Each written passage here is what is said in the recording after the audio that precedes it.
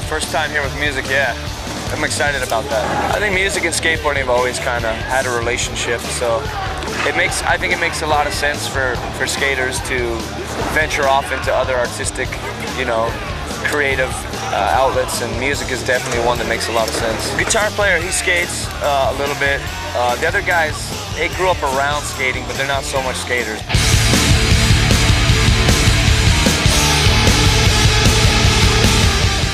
The biggest inspiration for me in music was Black Flag, because when I was 14 years old, I went to go see them play, and they blew me away, and I bought one of their records, and they made music, you know, seem way more accessible. And the whole, you know, punk rock, the spirit of it, the whole do-it-yourself mentality, that really came through. So kids like me growing up in the suburbs in New Jersey, like, suddenly was like, we could do this too. I think that's the biggest inspiration, you know, is just getting that feeling of empowerment that, like, hey, we could start a band. Hey, we could do this, you know? And that was also true. Skateboarding gave that to me too. So getting into skateboarding and punk rock and just going to see Black Flag play, that's probably like the biggest inspiration. Darkness is the absence of light. Wrong is the absence of right. Fear is the absence of love. When I got on Element, I said, okay, what do I have to do? They said nothing, just do what you do. I mean, at this point, they understand who I am and what I want to do and what I'm going to do. And they said, we love what you do, we like what you're about, just keep doing it. I remember your part in the Rubbish Ship, your manual. It's still the longest manual in a video. I don't know, but I'll still, if anyone wants to challenge me, I'll take the challenge. Okay. I think I can manual pretty good. I just can't flip in and out of it though. I did a lot of tricks through the years that I just did them. And it's never, to me, it was never about perfecting or like adding to my collection of tricks. It's like different challenges come your way, you do them, and then maybe you do them again some other time, but it's not like, I never was like building, you know what I mean? Probably the only guy that from my past that I really stay in touch with is Ed Templeton and Lance Mountain. But I would love to, hey, if Mark Gonzalez or Nadas want to go skating, call me. The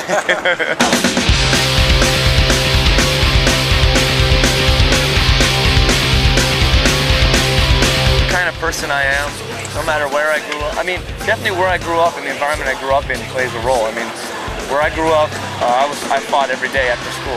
So what we did, we fought. Kids fought. And then as I got older, well, I got into skateboarding.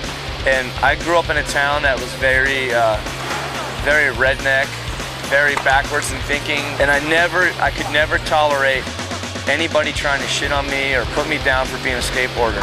I always felt like I had to fight back and not take it, you know? So maybe it has something to do with growing up in the States, but I also think it's just the kind of person I am, you know?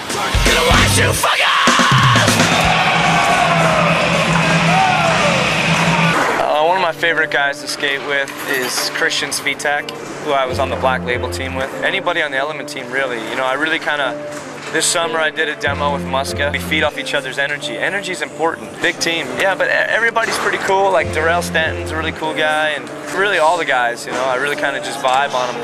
I like to skate with the younger guys like Tony Tave. He's got a lot of good, positive energy. I feed off that. Brent Ashley, yeah, I like him too. Yeah, it's good guys.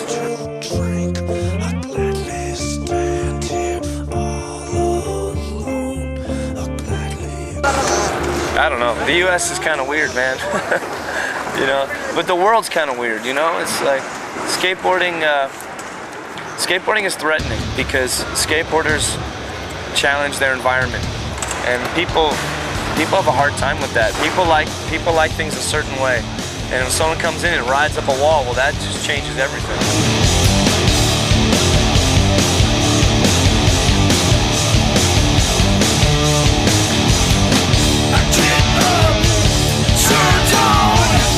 Personally, I don't want to like vandalize or piss people off or, you know, destroy people's property. I don't feel good about that necessarily, but at the same time, so much of this terrain that's out there serves no other purpose. It's just you know, concrete, steel, and asphalt. It's inanimate objects. So in the States for sure, they have a hard time understanding. And you know what's funny is if you're Tony Hawk, it's okay. You know? Yeah, you can skate everywhere. Yeah. Oh, Tony Hawk. Oh, destroy. It's okay. You know. But if you're just a kid, then they're gonna arrest you.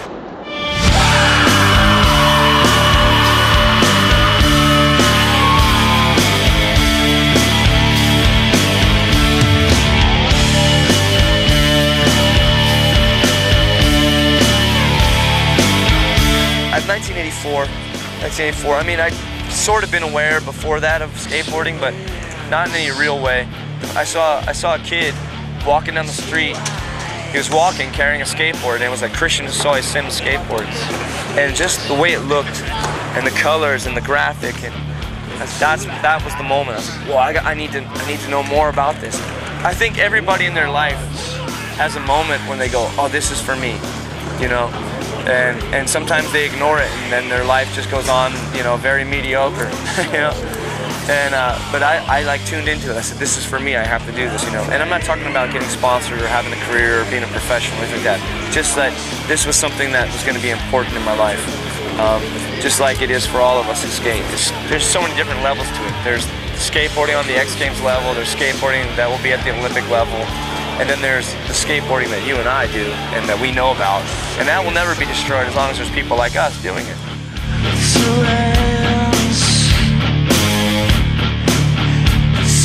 As long as my body holds up, I reckon I'm gonna be riding a skateboard, playing music, and being a motherfucking outlaw until I'm in a grave. Tony Alva is 50 years old. And he's more hardcore than you.